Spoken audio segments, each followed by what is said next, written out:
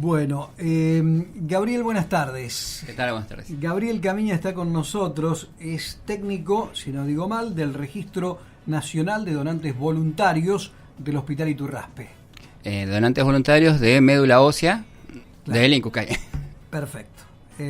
Justamente de lo que queremos hablar, de trasplante de médula ósea, de donación de médula ósea, porque a veces se la confunde, ¿no? Y la gente piensa que es más traumático y complicado de lo que realmente es. Por ahí es muy común que la gente confunda la médula ósea con la médula espinal. Con la médula espinal. Y claro. bueno, piensa que la donación es algo más traumático, que van a punzar la columna, que puede llegar a quedar paralítico, a tener muchas complicaciones, y en realidad son dos cosas totalmente distintas.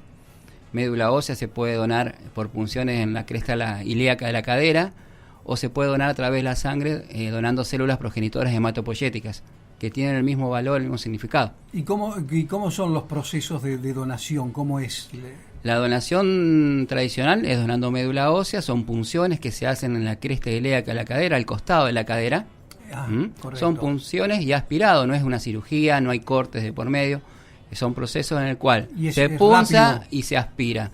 Normalmente la donación no duraría más de 40 minutos, sí se hace bajo anestesia, por lo cual el donante tiene que quedar internado al menos 24 horas en el centro al cual vaya a donar. ¿Y si no? ¿Y si es de la otra forma? Y si no, el método que actualmente más está difundido, más se utiliza, es donando por sangre. La fuente de la donación es la sangre del donante. Nada más que la sangre, en vez de ir a una bolsa, como la donación tradicional de sangre, la sangre va a una máquina. Es una máquina que tiene la función de separar los componentes de la sangre. En este caso, guarda las células progenitoras hematopoyéticas, y todo el resto de los otros componentes de la sangre se lo va devolviendo al donante. Es un procedimiento que en promedio demora unas 3 horas, pero una vez que el donante finalizó su donación, se retira y se va a su domicilio, hace vida normal el mismo día. Decime, Gabriel, y con respecto a años anteriores, ¿qué se puede decir actualmente de la actitud de la gente y de querer donar médula ósea? Acá en Santa Fe, por ejemplo. El registro ha aumentado, pero muchísimo, la cantidad de donantes, ¿sí? El año pasado, este año prácticamente, bueno, no tenemos estadística porque es un año que recién empieza, pero sí el año pasado y el anteaño también han sido años de muchísima cantidad de inscripciones de donantes de médula. ¿Por qué es importante que haya mucha donación de médula ósea? En realidad, bueno, lo que es importante es que la gente se inscriba al registro. Se inscriba. ¿Sí? Claro. ¿Por qué? Porque encontrar el donante compatible es como una lotería. Es una lotería genética, podemos llamarlo, en el cual hay que encontrar una persona que sea o que comparta las mismas características que el paciente que lo necesita. Pero eso no lo encontrás solamente con la inscripción. Justamente con la inscripción lo que se hace es un análisis de sangre que se llama HLA. Ahora y ahí es donde Perfecto. se utiliza. O sea, con la inscripción te hacen un análisis de sangre y ya quedas registrado. Exacto. Normalmente lo que pide el registro es que el donante que se inscriba haga una donación voluntaria en el centro en el cual se vaya a inscribir, una donación de sangre, una bolsa de sangre. Claro. ¿Sí? Esa bolsa de sangre se ocupa en el servicio donde dona para cualquier paciente que lo necesite. Y a su vez, si quiere inscribirse, se toma una muestra de sangre y se llena un formulario en el cual el donante autoriza a que se haga el análisis de HLA, y en el caso de que sea o resulte compatible con otra persona, se lo puede ubicar, se lo pueda contactar. Está Gabriel Camiña con nosotros, que estábamos hablando justamente de la donación de médula ósea. La médula ósea, estoy leyendo textual esto, Gabriel. La médula ósea es un tipo de tejido que se encuentra en el interior de los huesos largos, costillas, esternón, huesos del cráneo, cintura escapular y pelvis. Y algunas de las enfermedades que pueden tratarse, enfermedades hematológicas que pueden tratarse con un trasplante de médula ósea son la anemia plástica, diversos tipos de leucemias, linfomas, mielomas, enfermedades metabólicas o por déficit inmunológicos. ¿Está bien? Sí. El tema es conseguir dar con quien sea compatible en el caso de la donación de médula ósea. Exacto. Que es de 1 en 10 millones. ¿Es así? Sí, un número que puede ir variando de acuerdo también a la característica genética del paciente. Claro. Hay grupos étnicos que son mucho más difíciles de encontrar una compatibilidad que en otras personas, o otro grupo. Hay poblaciones en las cuales es más fácil encontrar el donante compatible, puede ser de 1 en 40.000, y hay poblaciones en las cuales es mucho más difícil llegar a 1 en 1.000.000 o en 10 millones el donante compatible. Leucemia es la enfermedad por lo menos de la que más se habla, ¿no? En cuanto a la posibilidad de trasplante de médula ósea. Sí, porque es una de las enfermedades que tiene muchos subtipos, o sea, las leucemias pueden variar en sus tipos de enfermedades, y que en algunos casos pueden ser tratadas y no requieren trasplante de médula ósea, y hay otros tipos de leucemia que prácticamente, si bien se hace un tratamiento previo, sí requieren el trasplante de médula como forma de curarla. Claro, pero hay que entender y tener claro que sin donantes no hay trasplante, ¿no? Entonces, me parece que a eso es donde hay que apuntar en cuanto a la concientización de la gente, sea para donar médula ósea, sea para donar sangre, que todo es importante. Todo es importante. Yo siempre digo que cualquier paciente que requiera un trasplante de médula ósea, aún teniendo el donante compatible, si no tiene donantes de sangre que puedan suministrarle los componentes que necesita, los glóbulos rojos, las plaquetas, el plasma, todos esos son componentes que va requiriendo durante el tratamiento, incluso después del trasplante.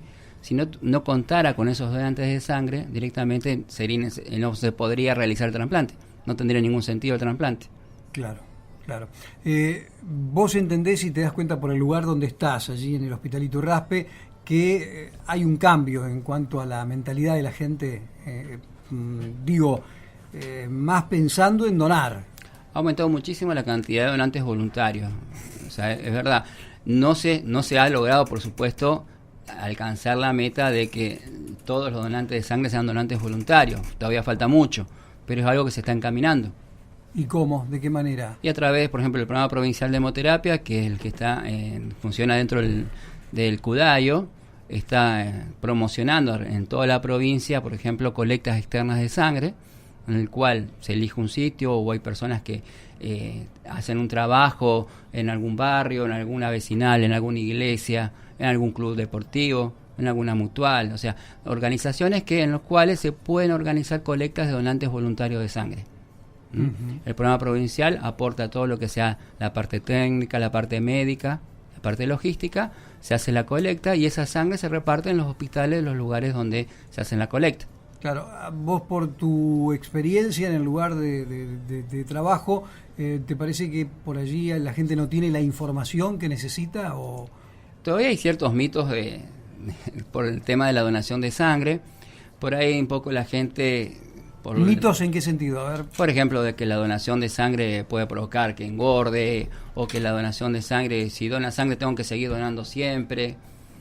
O sea, cosas que hacen de que la persona o el donante no se acerca a donar. ¿Y donar sangre no perjudica en ningún sentido? Por otro lado, el tema de que si dono sangre me voy a desmayar, me van a pasar cosas. Los miedos propios de que uno tiene de algo que a lo mejor nunca lo hizo.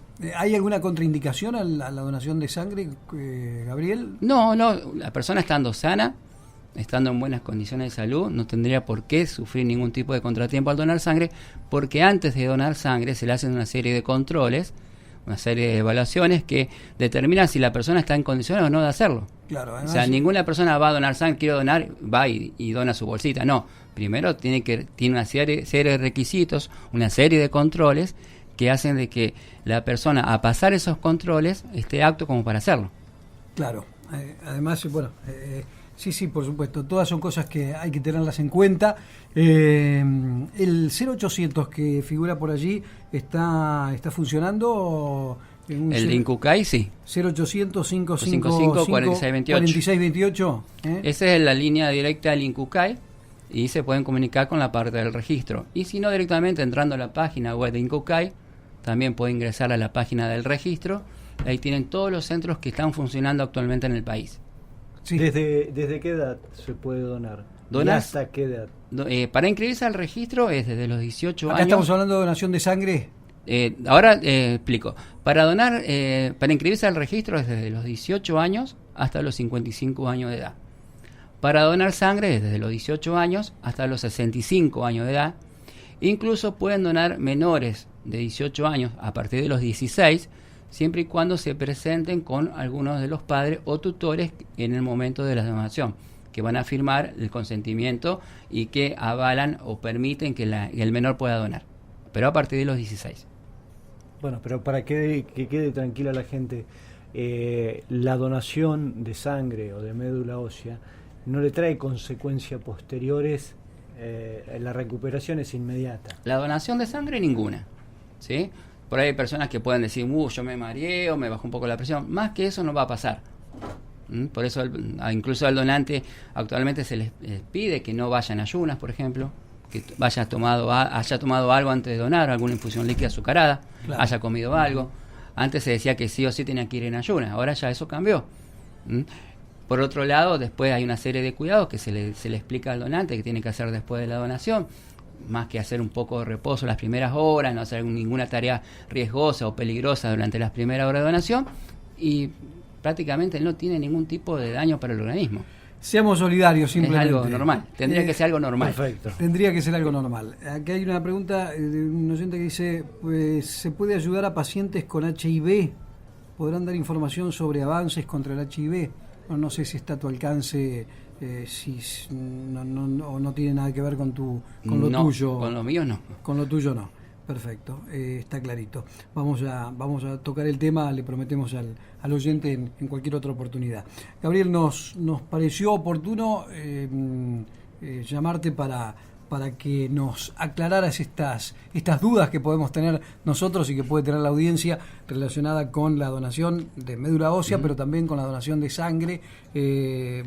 Simplemente que sigamos como hasta ahora o un poquito mejor. Siempre uno tiene la esperanza de que sea cada vez mejor, o sea, que haya más donantes de sangre, sobre todo donantes voluntarios, y por supuesto más donantes inscritos en el registro de médula.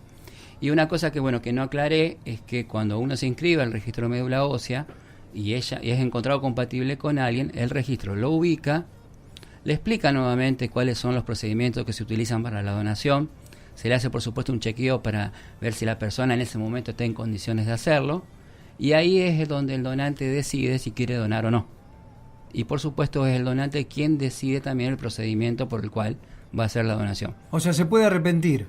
Se puede arrepentir y puede elegir también cómo donar. No es que se le va a exigir donar médula ósea o células progenitoras, sino que se le explican los dos métodos y el donante decide por cuál método quiere donar.